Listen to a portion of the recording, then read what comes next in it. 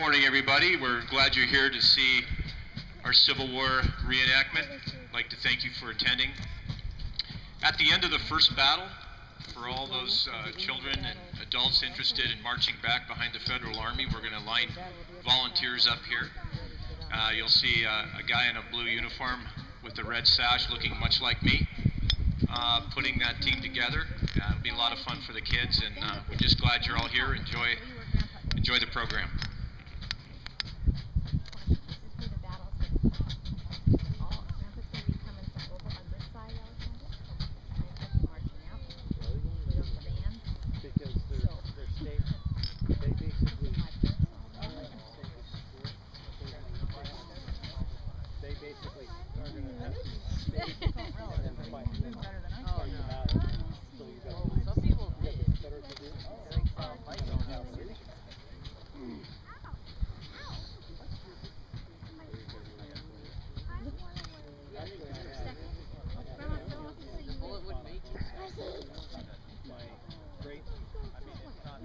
Grandmother's family had two brothers who were part of the Indiana. Grandma, get your new one. All right, here we have on the field some dashing cavalry. Yesterday when I interviewed these guys, they found they are all from Virginia. They have wonderful cavalry from Virginia. They told me there was units, guys from the units of the 1st Cav, of 1st Virginia, 9th Virginia, and 14th Virginia. But I don't know which ones they are, but there you are. You have what? You have 6, 7 of them. Never too old or too young to join the Army, just saying. So if you guys want to come after battle and fall in, we'd love to have you. March with you. And kids 12 and under get an insignia pin once you get there. So you can have a branch service insignia pin for 12 and under. How you doing? You drinking a sarsaparilla? All right, those are good. Well, I think I got to go to combat, folks. Proud of duty with Colin. Wait, are we allowed to be in it after the battle? After the battle? In the American Civil War, a lot of times the first part of the battle wasn't a big, blow it all out thing. It was a skirmishing. And skirmishers are doing what these soldiers are. They're kind of going out, they're kind of testing the other soldiers. They're kind of maneuvering. The infantry does a different skirmish than the cavalry, but that's what we see going on. Now, when you're a cavalryman, you don't have a chance to hold a long rifle and carefully aim it because obviously you're on a wonderful mount out there. So you have a revolver or pistol, and revolvers were the ones, they were really the good ones because they shot anywhere from 5 to 6 shots each time. And then they had short rifles called, what were those things called? Anyway, and then sometimes they actually used shotguns riding on the horseback because they could just kind of swing it at you and blow this big, whatever it was in the shotgun out to you. So, but the revolvers were the ones you used most. Now, it looks to me we've got, what do we got? We got 6 rebels and 5 Yankees, something like that. Anyway, and these horses, as I earlier mentioned, are really, really well trained and lovely soldiers. I mean, they're lovely animals. And I gotta remind you too, if you go to the old John Wayne pictures, I mean, these people that you're looking at are people that really live this life, and they're not actors out there. They know what it's like to ride horseback and to pretend anyway that they're in battle. Now we have soldiers coming from the right, and these soldiers are in a formation that we would call skirmishers. They're lying across the field about 6 feet or so apart. They are going to advance slowly. They're going to see what they can find out about the Confederate soldiers. Of course, the ones that we're talking about are the blue Yankees. And they will shoot if they can or want to or need to, but basically their jobs for their officers is to kind of see if they can arouse a fight. And over on the left side, we have a real Confederate unit. So there could be some combat right away.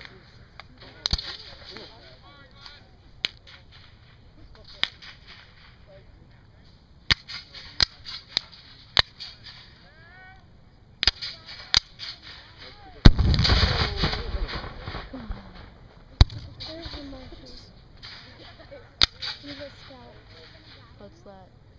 Means he looks out. One of the things about the American Civil War rifle for the infantrymen was that this was the state-of-the-art new rifle coming on the scene. Up to this time, the rifles for military were sometimes just a ball with a patch in it. They might have had rifling in the barrel, but the actual rifles did not shoot a long way. But now they do. They have rifles that shoot effectively at 300 yards. So because of that, there was a lot of dead people because they were just better shooters. But what the Army will do, they will fire all at one time. Now we have the Confederates in a skirmishing formation as well. And they're not shooting right away, but they're getting ready. Well, they're just kind of, they're getting a feel. Now you got an option. The Confederates have a flag that they're carrying. It's a unit flag. It's not. It's very much like their battle flag, but it's instead of a diagonal, it's squares more or less.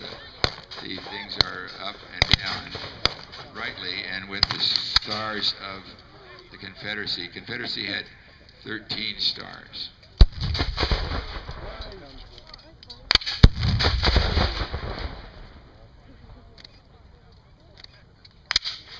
Now, the idea in any battle in the American Civil War was to destroy the army that they're fighting against, and or drive the army away, or if you couldn't destroy it, at least make an effective, give them a really bad time, hurt them in a lot of ways, where you kill or wound the soldiers you're fighting against. And this is, from both sides.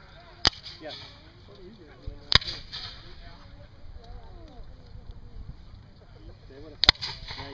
Now they're going to come up.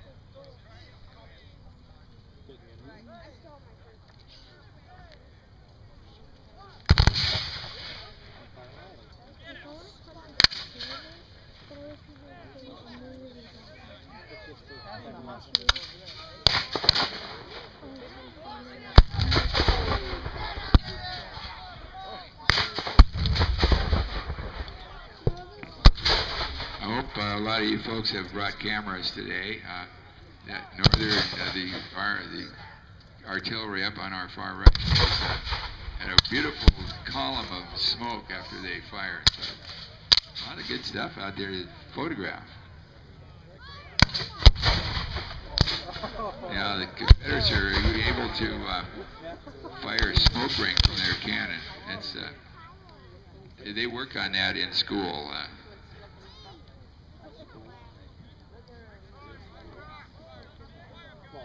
Down in the corner of our right, where there's several people down on the landing, or just on the ground there, don't seem to have guns with them. They have a yellow flag. These people are probably people that are looking forward to, not willingly, excitingly, but they're looking forward to when their wounded soldiers are on the battlefield and they can somehow give them help. After the battle is over with, one army will leave and the other army will stay there and occupy the battlefield. And when they do that, they will get credit for the win because they've driven the other army away. But they will also take care of the wounded soldiers from the other army that that were wounded and are still on the field. So this was not a war that was ruthless. It was a war of mighty Americans fighting other Americans. Like this, because if not, you're going to lose your ears. Not your ears, but you won't be able to hear.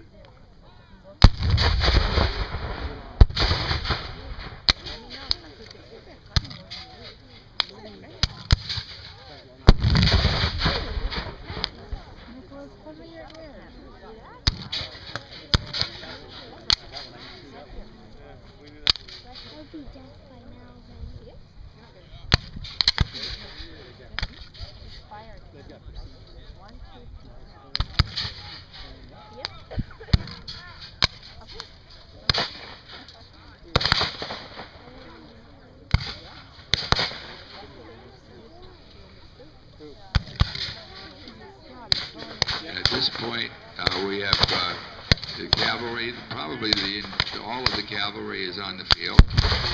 and we love those guys.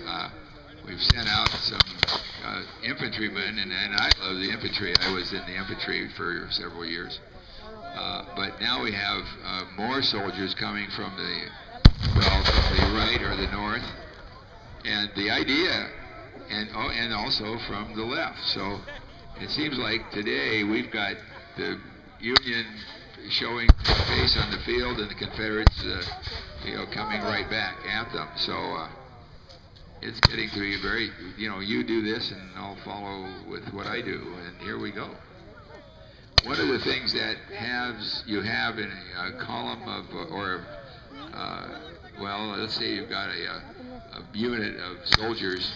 They have two ends, one on each side, and the idea is if you can get to the outside of that end, which we call a flank, and fire at it from a different angle, not the straight ahead angle, but the side angle, you can destroy those people.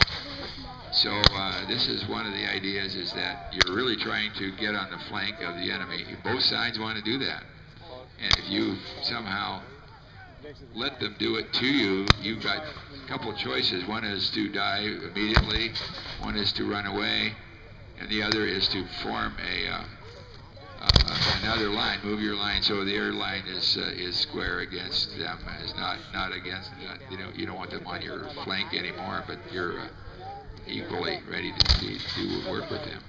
Now we have right in front of us at real close range a gas to see what the soldiers look like, the Confederates or the cavalry, and they are always well prepared, and kind of fun to see what they do.